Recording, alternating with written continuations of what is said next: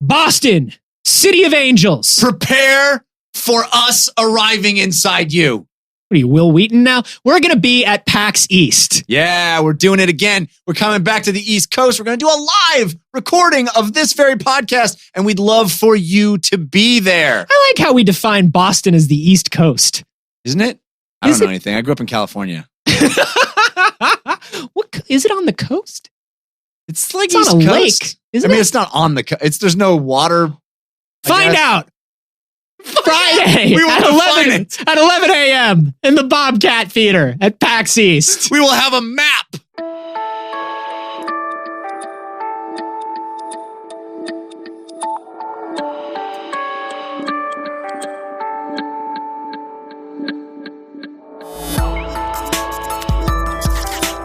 I'm not going to go to them. I'm so tired. I'm so tired. Just please don't ask me to do cool things. Please don't do it. We have concerns. Hi, Jeff Canada. Hi, Anthony Carboni. Hello, concerned citizens. Anthony, I want to talk to you about spoilers. I don't believe they exist. You don't? I don't believe in spoilers. I'm so disappointed to hear that. Here's my thing. I believe that there is a if you and I are sitting at a diner, and I'm sitting across from you, and you say, "Oh, dude, the season finale of this show," and I go, "Oh, hey, actually, I haven't seen it yet. Please don't tell me." I think that's fine in that. Okay. But the spoiler idea of like when I go onto Twitter and some like Vulture or Slash Film or somebody posts some editorial about a movie, a TV show or something, and people scream, "Spoilers! I haven't seen it. Spoilers!" I go, "Shut the fuck up."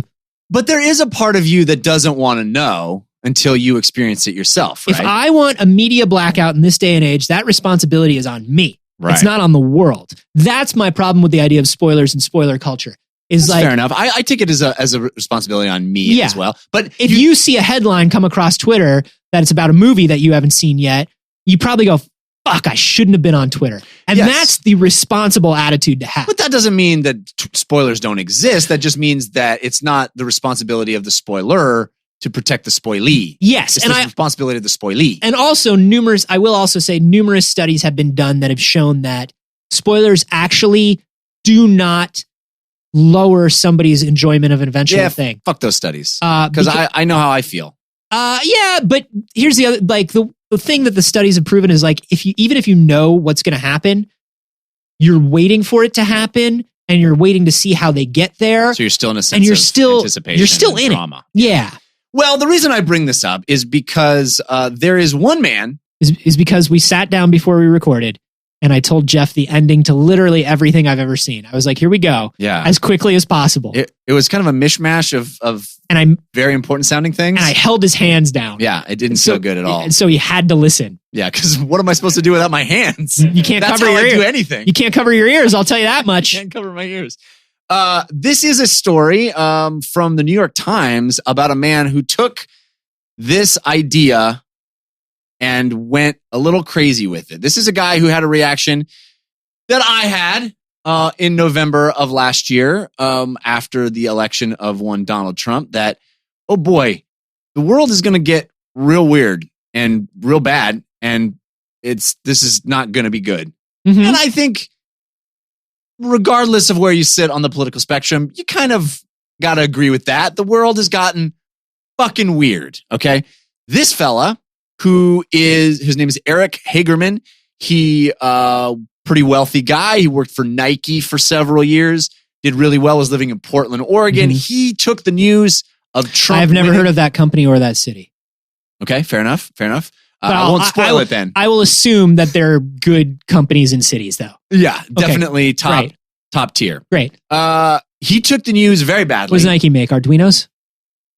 Actually, I wouldn't be surprised. Okay. I mean, not primarily Arduinos. All right, I think I understand now. He took the news very badly and decided he wanted to retreat from the world. He didn't want to live in a world where Trump was president, and he didn't want to know anything that happened thereafter. Oh, what a baby. He wanted to construct. I lied. I do know about Portland, and I do know about Nike, and this is the most Portland Nike-ass employee thing I've ever heard. Fair enough. Go and retreat into your little geodesic fucking dome that you built for yourself by a bespoke fucking architecture firm, you fucking Portland baby. Yeah. Well, I mean, okay. But he did it. Oh, were you wondering how I felt about it? Yeah, now you know. I guess I know.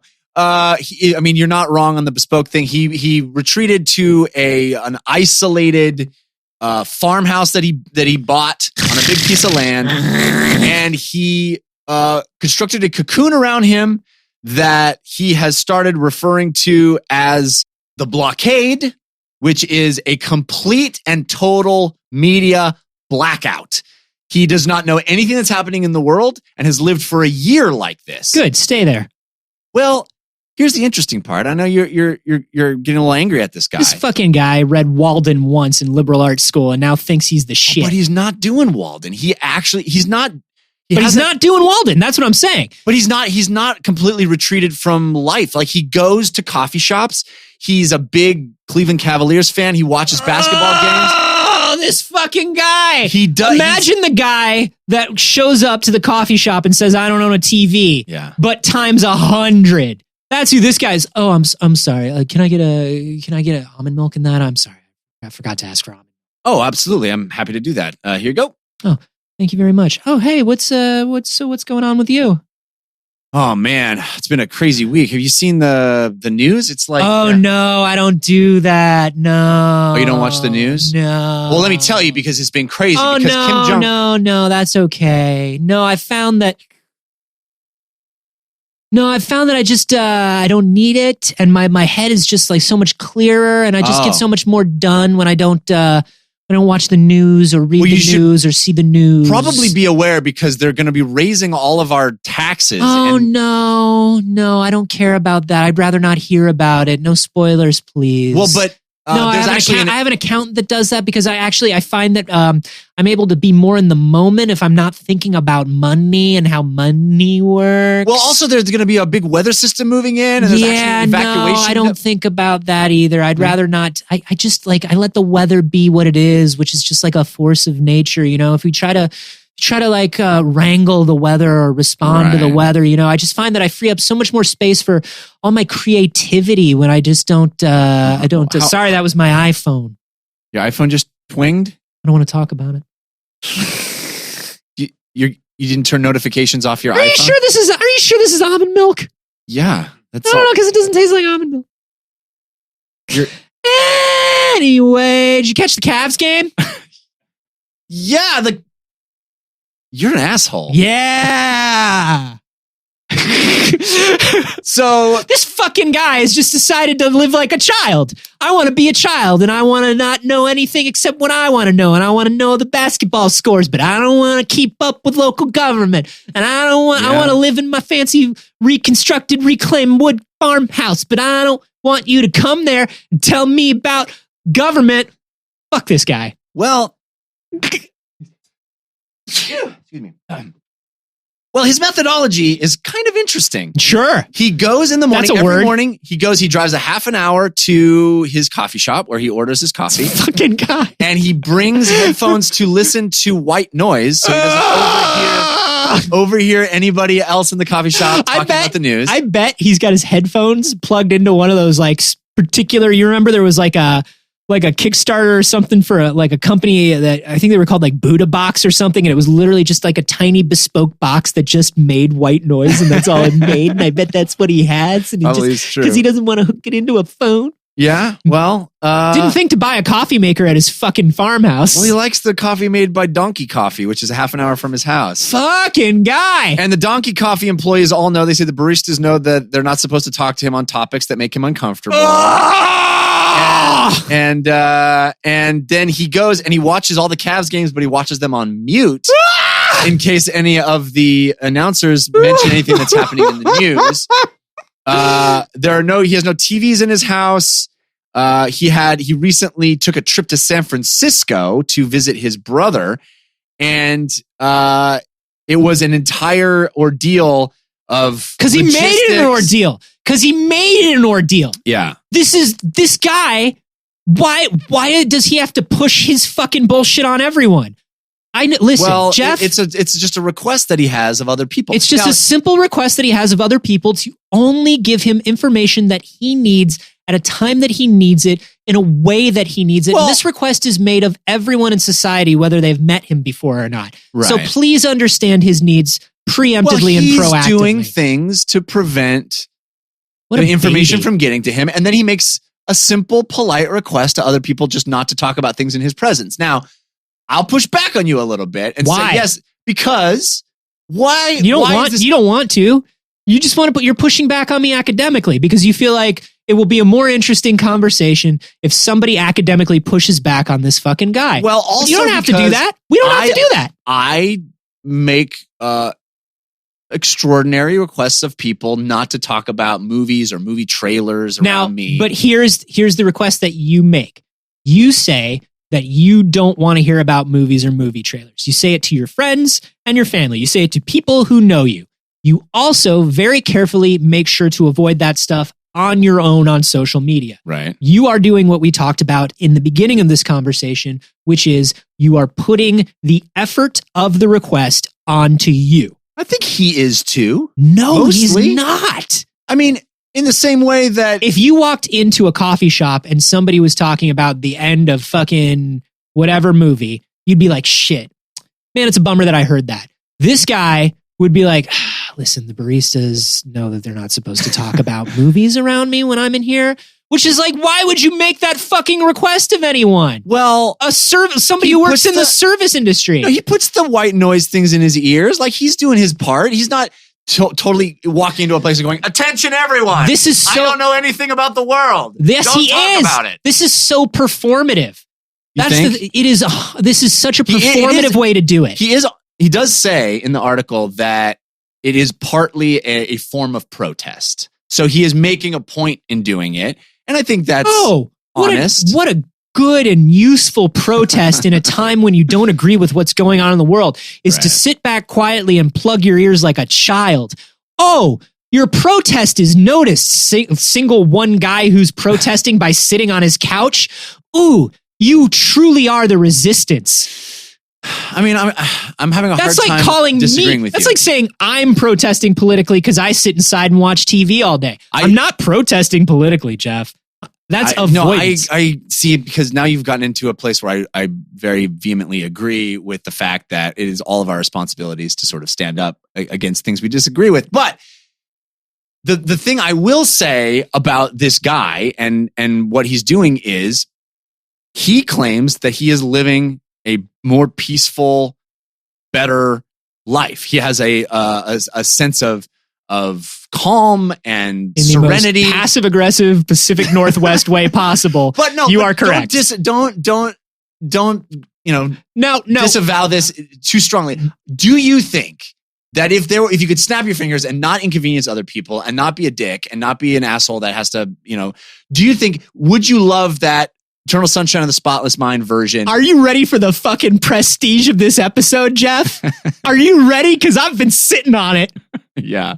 I haven't had Twitter or Facebook on my phone in 2 weeks. Really? You did it. Fucking prestige, baby! I'm doing what this guy does, but I'm doing it responsibly. Well, we're just talking a level of scale now. It is just a level of scale. There is, in every decision, a level of scale. You have got a toddler at home, basically, almost a toddler, right? He's a toddler. There is a scale of emotional and intellectual reaction that I'm sure you see in your toddler every day. Right. If you are handed a plate of food that you don't like, you can either swipe that food off your fucking table like a toddler and scream no, right. Or as it sits in front of you, you can either say, "Oh, I'm sorry, I don't actually like this. Is there? It looks amazing. I'm sorry. I know you took time to prepare it." Or you could sit and you could eat it, even though you don't like it, because you know somebody prepared it for you. Right. There is always a scale of reaction. You can go on a certain amount of a media blackout, and I do believe that in particularly psychically trying times, yeah, you should. What I found for me and Twitter is I'm just constantly scrolling and angrily just feeling anger. Right. And it's just like hot take after hot take after headline after headline after headline. And at a certain point, you've taken all you can emotionally and you've taken no action. But an entire day of taking in all this bad shit is emotionally taxing and makes you feel like you've been taking action all day. I've been resisting all day. Right. No, you haven't. You've been reading all day and you've been angrily thinking about resisting all day. Right.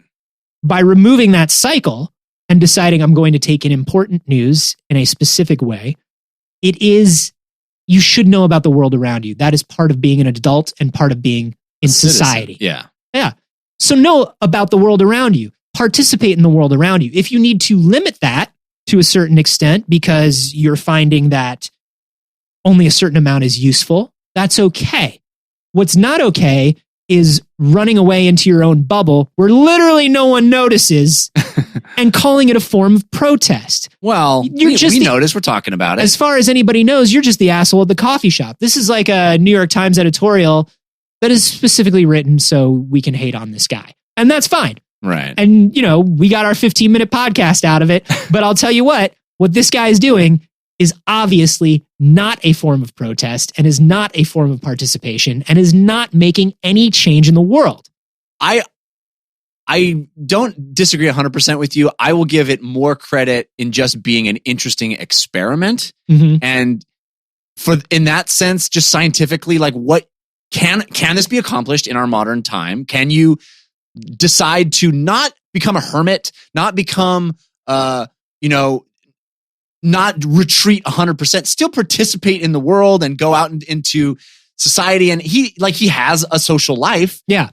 He has imposed on his friends in that social sphere. Yeah. But I think it's an interesting experiment. Like, we live in this very connected universe. Can you disconnect and still be a person? Do you know how you do the same experiment without being an asshole?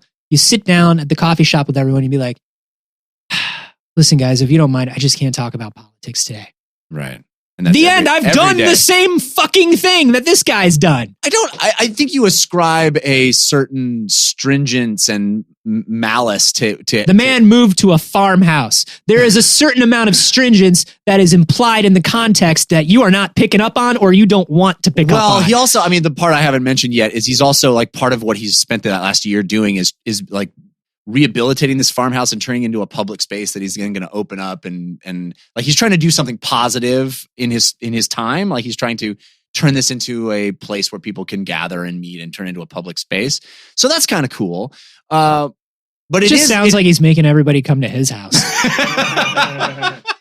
I can be honest, it just sounds like he doesn't want to drive the half hour for coffee anymore. He's like your friend. It's like when you game nights. It's like when you fucking moved to where you moved to, or like Trish would move to where she moved to. Yeah. And it's just like, we've got the sickest house and we're gonna have these huge game nights and we're cooking dinner. You should just come over. Fuck you. I know that's a 90-minute drive. How dare you? Well, because it's nice. Everybody come to me. Hey Donkey, why don't you bring a donkey coffee while you're coming to this nice game night that I'm having at my farmhouse in the middle of nowhere? How dare you, sir? I don't like this guy. I don't know if you picked up on it. I'm sorry if I'm being subtle. I'm sorry. It's, I'm trying not to be as confrontational. That's why I removed the Twitter and everything. So if I'm being too subtle about not liking this guy and thinking that he's worthless, please let me know. No, I think we picked up on it. All right, good. I think we got what you were laying down. What do you all think about this guy? You can let us know on Twitter. I'm only on there every once in a while. Tell me what you want on The Prestige! I'm at A. Carboni. I'm at Jeff Cannata, and I will read every fucking tweet. If you want to get a hold of me and you're a concerned citizen, probably the best way to do so these days is on the Discord or the Facebook group. Let's say the Discord. Yeah. And if you want to join the Discord, that is available to anybody who supports the podcast at $1 or more per month, just $1 a month. It's so easy to just give us $1 a month, and it really makes sure that the show continues and we get to keep creating these. And you just get a nice, quiet farmhouse that we've built for you outside of the stress of everyday life. It's so nice here. It's just $1. Head to patreon.com/wehaveconcerns to find out more.